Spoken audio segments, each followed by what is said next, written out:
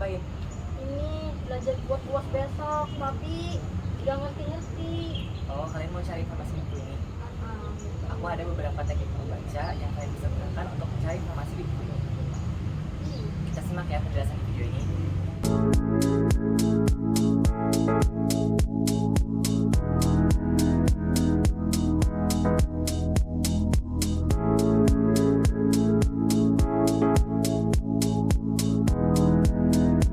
Halo teman-teman, sebelumnya perkenalkan kami dari kelompok 2 mata kuliah Bahasa Indonesia. Saya Halisa Aryani dengan NIM 22109143200034. Halo semuanya, nama saya Aisyah Berdana Maritza dengan NIM 22109143200008. Perkenalkan, nama saya Hanida dengan NIM 22109142200024. Halo, perkenalkan nama saya Maimuna dengan NIM 22109142200016. Perkenalkan, nama saya Muhammad Aminullah dengan NIM 22109142100032. Halo semuanya, perkenalkan nama saya Muhammad Syarif Diutullah dengan NIM 221091421028. Perkenalkan, nama saya Risma Putri dengan NIM 22109142200002. Perkenalkan, nama saya Victoria Valentino dengan NIM 22109141100002. Perkenalkan, nama saya Zaina Safarina, NIM 22109142200026. Halo semuanya, perkenalkan nama saya Zakia Khairunisa dengan NIM 22109142200011.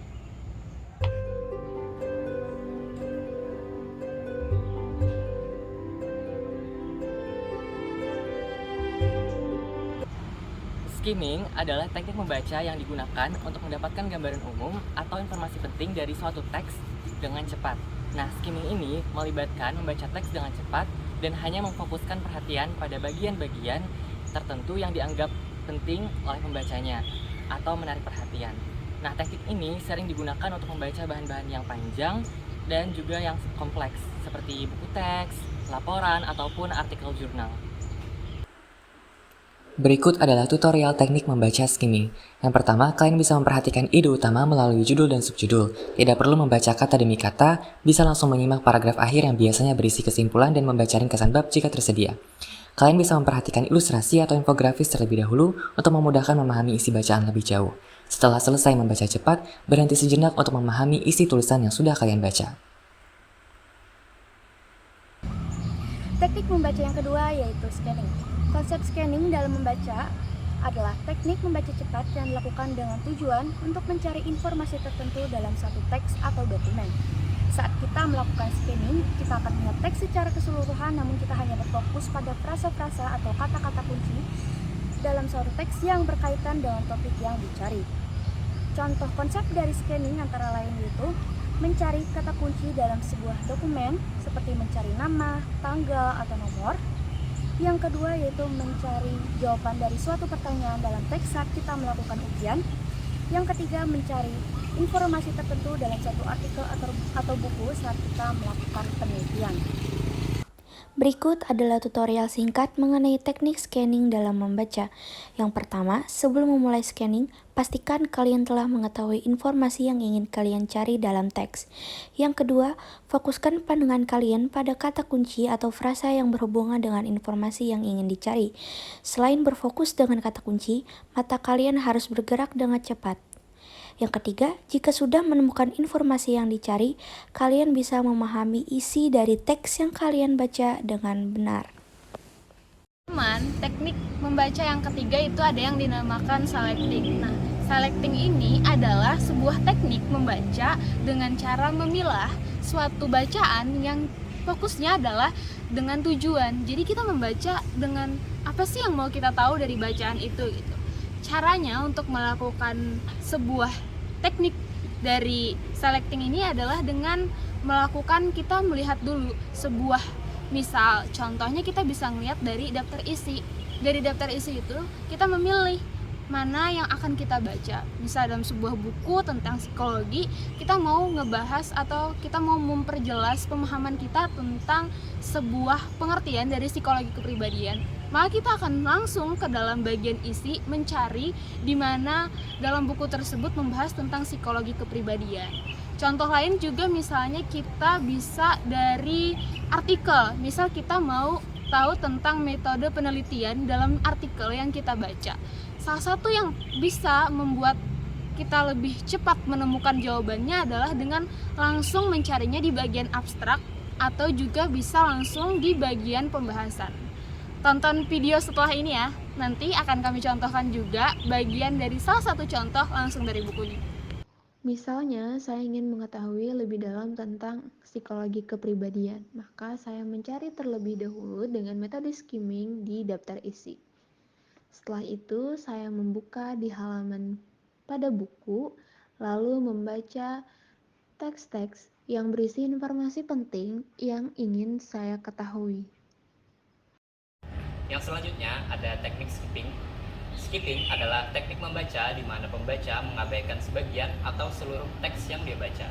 Teknik ini dapat digunakan ketika pembaca menemukan bagian teks yang dianggap tidak penting atau tidak relevan dengan tujuan membaca, atau ketika pembaca ingin cepat mendapatkan informasi spesifik yang dia cari di dalam teks. Namun, perlu diingat bahwa skipping dapat berdampak negatif pada pemahaman pembaca terhadap teks secara keseluruhan. Oleh karena itu, sebaiknya pembaca menggunakan teknik ini secara bijaksana dan hanya mengabaikan bagian-bagian yang benar-benar tidak penting atau tidak relevan dengan tujuan membaca.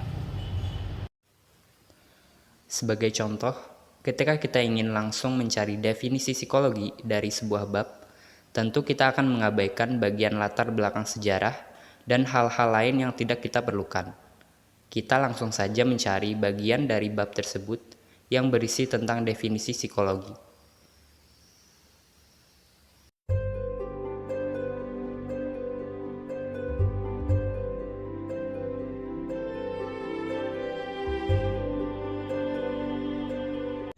Dalam teknik membaca SQ3R, langkah pertama adalah melakukan survei terhadap buku yang akan kita baca.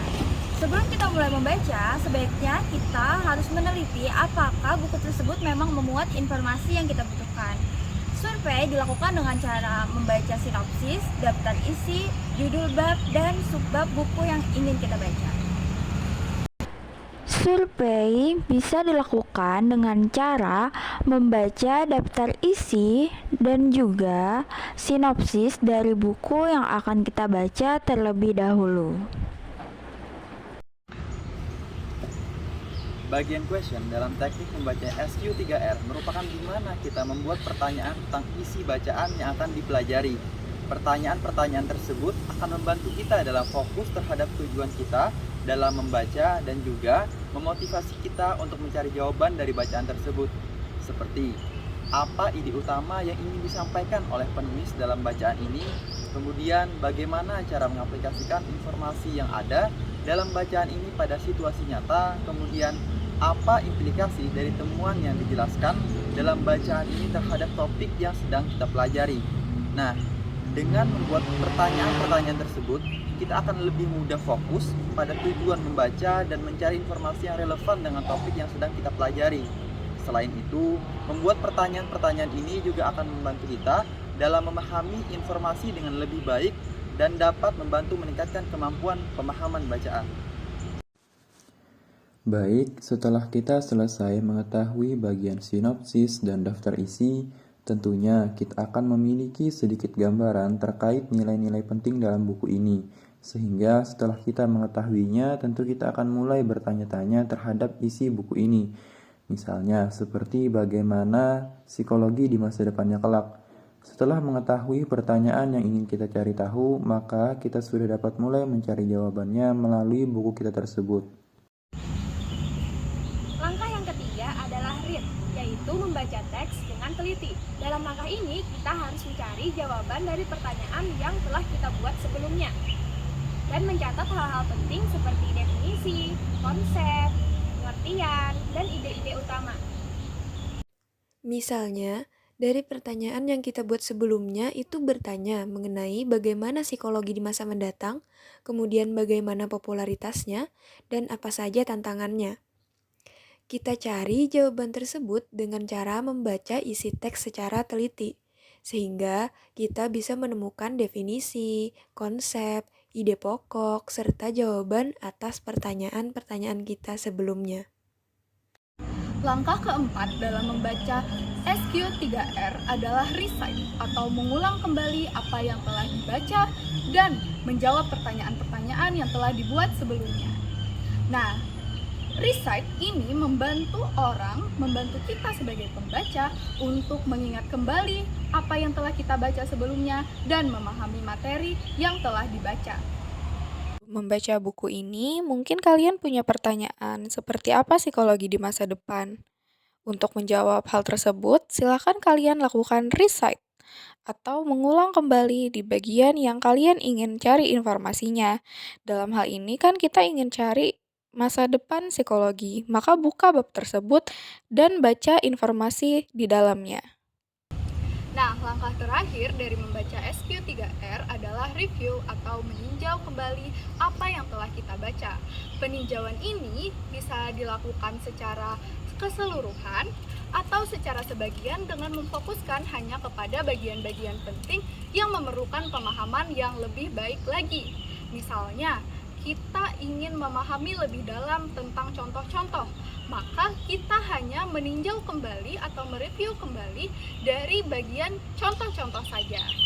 Membaca dan mencoba memahami isi buku, mungkin ada beberapa informasi yang kalian lupakan atau tidak kalian pahami dengan baik. Silakan lakukan review, tinjau kembali bagian yang ingin kalian pahami dan pahami informasi secara menyeluruh.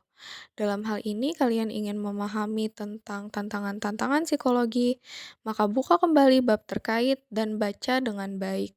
Maka kalian akan mendapatkan pemahaman yang lebih baik lagi.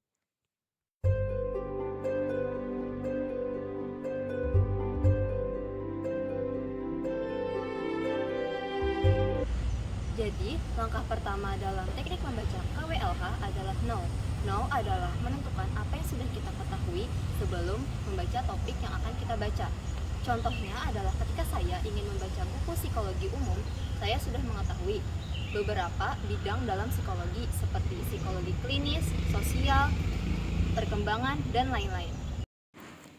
Contoh di sini adalah ketika saya sudah mendengar dan sedikit mengetahui tentang psikologi klinis. Ketika membaca buku ini, saya ingin mengetahui lebih dalam tentang psikologi klinis itu. Selanjutnya, saya akan membahas mengenai one. One adalah menentukan apa yang ingin kita pelajari mengenai topik tersebut. Hal ini biasanya berkaitan dengan pertanyaan atau informasi tambahan yang ingin kita ketahui lebih lanjut. Cara melakukan langkah ini yaitu pertama ambil buku referensi, kemudian buka halaman daftar isi, carilah informasi yang ingin diketahui, misalnya psikologi sosial, ada di halaman 117, bisa langsung dibuka halaman yang ingin dituju. Jika halaman yang dituju sudah ditemukan, kita bisa langsung membaca informasi yang tertera di sana. Langkah ketiga setelah know dan want adalah learn atau belajar. Setelah kita selesai membaca buku, selanjutnya kita akan mengumpulkan informasi baru yang kita dapatkan dari buku tersebut.